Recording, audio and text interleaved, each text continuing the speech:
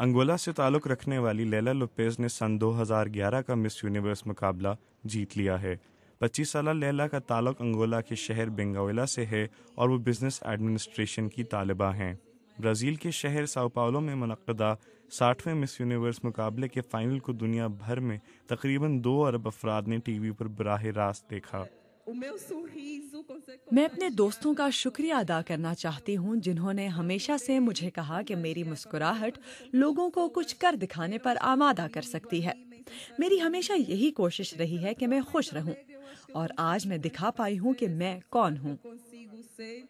इस मुकाबले में दुनिया भर से 89 हसीनाएं शरीक हुईं और हतमी मरहले तक रसाई पाने वाली हसीनाओं में मिस अंगोला के अलावा मिस चीन, मिस ब्राज़ील, मिस यूक्रेन और मिस फिलिपाइन भी शामिल थीं।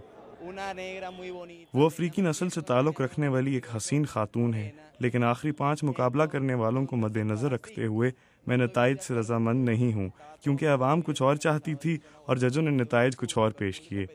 मुझे फ़ख्र है कि मेरा ताल्लुक़ वेनेज़ुएला से है और मुझे उम्मीद है कि सन 2012 में वेनेज़ुएला 7वें मरतबा मिस यूनिवर्स का क्राउन जीतेगा। मुकाबला जीतने के बाद लैला लोपेज़ का कहना था कि उनके ख्याल में उनकी मुस्कुराहट उनकी फ़तेह की वजह बनी।